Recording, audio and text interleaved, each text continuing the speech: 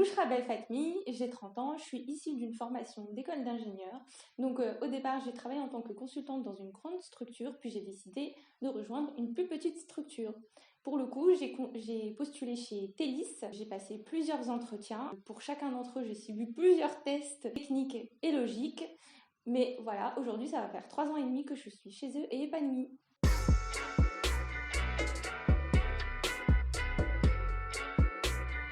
Aujourd'hui, donc, je travaille chez un client qui est acteur dans le secteur de l'immobilier. Je suis product owner, c'est-à-dire que je suis l'intermédiaire entre le métier et l'équipe des développeurs. Mon rôle principal, c'est de challenger le métier, c'est-à-dire de vraiment l'accompagner sur son expression de besoin afin de clarifier les enjeux, de bien le structurer et qu'il soit compréhensible par tous.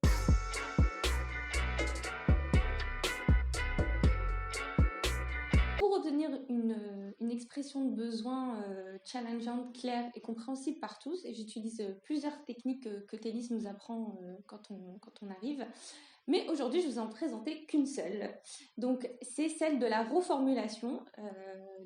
En fait, c'est une technique de communication qui permet de présenter en d'autres termes, de façon plus concise et plus explicite, ce que l'interlocuteur vient d'exprimer.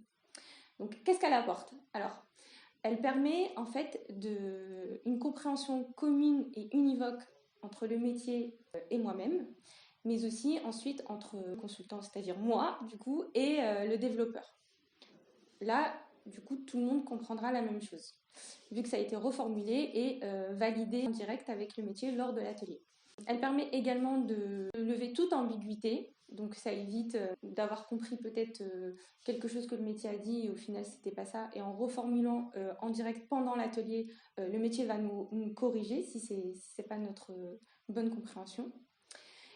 Et par exemple, si on n'utilise pas cette technique, donc en sortant de l'atelier, le risque c'est que au moment où on va formaliser pour écrire l'expression de besoin, est-ce qu'on a recueilli les informations, il y en a beaucoup pendant l'atelier, on va peut-être rédiger des choses qui sont fausses et du coup c'est de la déformation du besoin initial, ce qui va engendrer la production d'un produit qui ne correspond pas forcément aux attentes du métier.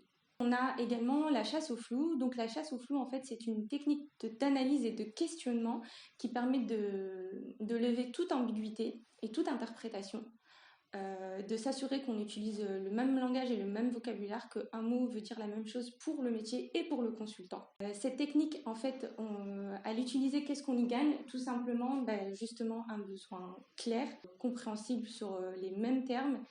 Et si on ne l'utilise pas, en fait, en sortant de l'atelier, il y a des mots qu'on va nous interpréter selon notre expérience qui peut-être ne signifient pas la même chose pour le métier.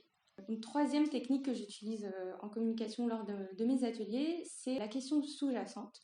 Elle permet en fait de challenger le métier sur ses motivations, de récolter en fait un besoin vraiment profond et nécessaire et non pas juste un besoin de surface.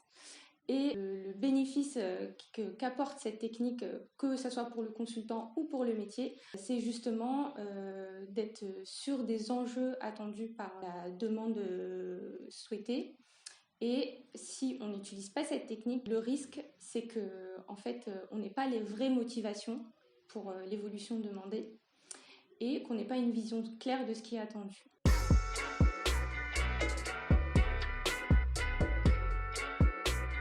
Grâce à cette technique de reformulation, cela me permet de formaliser un besoin compréhensible par tous, les développeurs, le métier et même les parties prenantes. Là, je vous ai cité qu'une seule technique, bien sûr, il y en a plein d'autres chez Telis. Et pour ça, si vous êtes consultant, vous souhaitez être formé dans ces techniques de capture d'atelier, je vous invite grandement à venir nous rejoindre dans l'aventure, ça sera avec plaisir.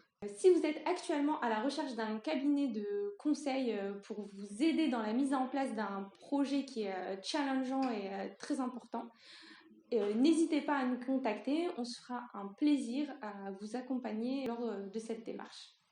En espérant que cette petite vidéo vous ait plu, je vous souhaite une très bonne journée et je vous dis à bientôt!